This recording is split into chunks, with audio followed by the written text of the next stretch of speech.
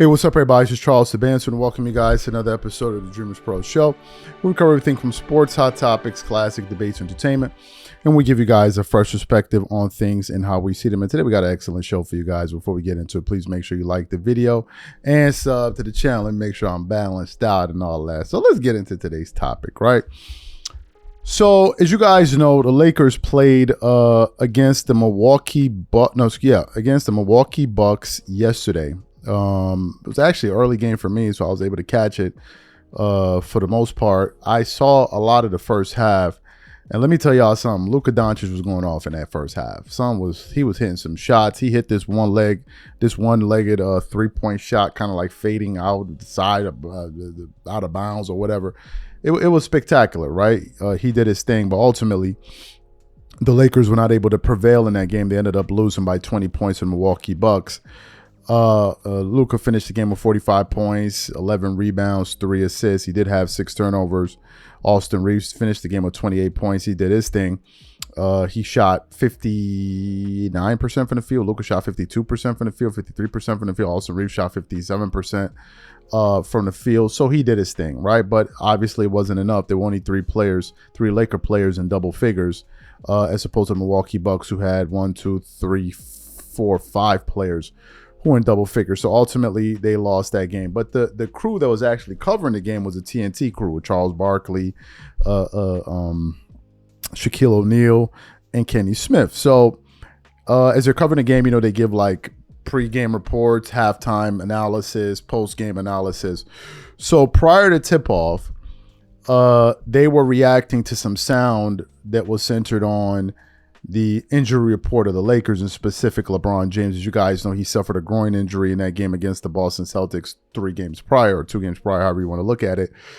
And he hasn't been back since. Then we heard that he could be out, I think indefinitely. Then they said he could be out for a week or 2. So they were kind of playing this report for them to listen to it. And Charles Barkley starts to chuckle. And he's like, these guys are lying. And LeBron going to LA, man. I mean, he decided not to travel to Milwaukee because he wanted to chill out in New York. And then from there, he going back to LA. And then he even went as far as saying he didn't even think he's coming back for the season. He coming back to get ready for the playoffs. And I'm like, what the hell is going on here? So before we get into what Chuck had to say, today's video is brought to you by our sponsor, PrizePicks. PrizePicks is America's #1 daily fantasy sports with over 10 million members. PrizePicks makes it easy to get real money action on the sports and players you love. You pick more or less on at least 2 for a shot to win up to 100 times your cash. For example, this week on PrizePicks, I'm looking at the upcoming NBA schedule and selecting Stephen Curry for more than 29 points and Kevin Durant for more than 27 points and Anthony Davis for more than 12 rebounds and Luka Doncic for more than 8 assists. If you're like me and you like to play it safe, you'll love PrizePicks' new feature, Flex Plays. It's the safest way to play. You can still cash out even if your lineup isn't perfect. Plus, you can double your money even if one of your picks doesn't hit. On top of this, PrizePicks puts their members first, so all withdrawals are fast, safe, and secure. When my picks hit, I can get my money as quick as in 15 minutes. So download the PrizePicks app today and use code CLNS to get $50 instantly when you play $5. That's code CLNS on PrizePicks to get $50 instantly when you play $5. You don't even need to win to receive the $50 bonus. It's guaranteed. And remember, whenever you support this sponsor, you're supporting this channel. Thank you. So what we want to do now is going to play exactly what Charles Barkley had to say here, and I'm going to come back and continue on the show. Take a listen to what Charles had to say there.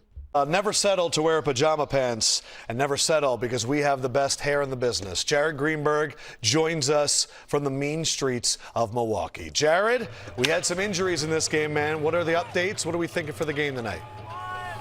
Well, let's first start with LeBron James, Lefko, who I've been told is progressing, and it's been made very clear that this groin injury that he's dealing with is not even close to as bad as the one that cost him 6 weeks back in the 2018-2019 season.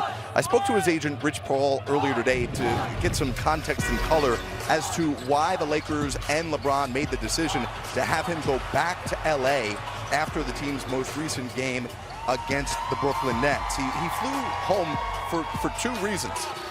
Number one, to avoid multiple flights, including a trip to high elevation in Denver after tonight's game here in Milwaukee. The Lakers, as you see, are going to play a brutal stretch starting tonight of 6 games in 8 days. The second reason is to take advantage of him being home. Obviously, the comforts of sleeping in his own bed, be able to rehab in his own facility. Listen, we're talking about a guy who's played at an all-NBA level this year, but LeBron is 40 years old, and he has played a lot of basketball, including going back to the Olympics. So knowing what could happen with a groin injury, they want to be overly cautious with this right now. The Lakers have officially listed LeBron as day-to-day. I've been told to expect a reevaluation on LeBron and some sort of update early next week. Luka, the good news for him, after being listed as questionable with an ankle injury earlier today, will indeed play for the Lakers. He's been dealing with a litany of body ailments. You saw him go down this past Saturday in that same game. LeBron was lost with a groin injury. Luka appeared to injure his back, but he is ready to go tonight. I talked to J.J. Redick earlier tonight just about this stretch. They're the only team in basketball that's going to play 6 games in 8 days. And he said the goal, obviously, to win, but most importantly, to come out of this stretch over the next 8 days and be whole. That's the goal here from Milwaukee as the Lakers get set to get going in about 30 minutes left. Go. Jared Greenberg, everybody, thank you so much. 6 games in 8 days, and LeBron not going on the trip. I just hope they survive. I sense sarcasm. I guess it's because it was. Why so much sarcasm for the Lakers? No, man. No. They act like, listen, man. They're not flying commercial. They're not flying Southwest.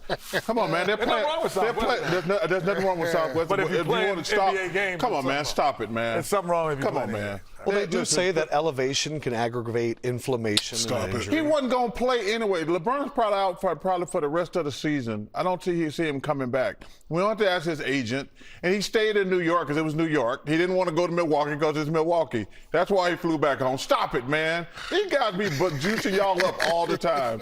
He stayed in New York because it was. What's wrong with Milwaukee? I didn't say no. He said he stayed in Milwaukee. He stayed in New York because that's New York. And he's like, well, I better go home because we fly to Milwaukee next. Stop it, man. Got nothing to do with elevation, all that other stuff. Come on, stop it, please. If he wanted, maybe he could drive, and he can go to CarMax. Never settle. Listen, man, LeBron's going to get healthy for the playoffs. That's the best situation for the Lakers. So you heard what Charles Barkley had to say there. I want to quickly say something. I want to give a shout out to Too Raw for TV. Shout out to him, man. Too Raw for TV, Too Raw for Sports. You know, he's always skeptical, right? He's always skeptical.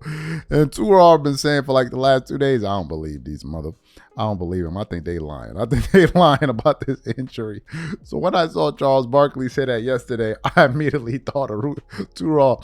Matter of fact, he then posted another video of LeBron like smoking a cigar, looking like he's chilling on the beach. Like LeBron James is on vacation while the Lakers are tumbling down the standings. So shout out to Too Raw, man. He's on Too Raw always watching dude with his side eye.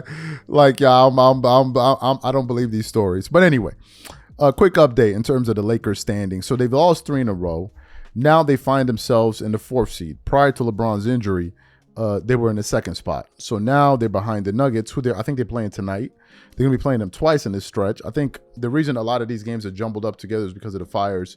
Those unfortunate fires that took place in LA, so they got to make up some of those games. So they're behind the Nuggets now, they're number 4 seed. But what's more important is the loss column. So the Grizzlies, Lakers, Nuggets are all tied for 24 losses. Okay, so if the Lakers, for example, lose tonight to the Denver Nuggets, whom I believe they're playing tonight. Let me just check the NBA schedule. Yes, they are. So if they lose tonight, then they're going to fall most likely. They'll probably still be in the 4th seed, depending on whether or not the Houston Rockets are playing tonight. Let me check the schedule. The Houston Rockets, I think, Houston is playing tonight. Who are they playing? Dallas, right? So we got to wait and see, because what could most likely happen is if the Lakers lose, they could probably end up at the 5th spot.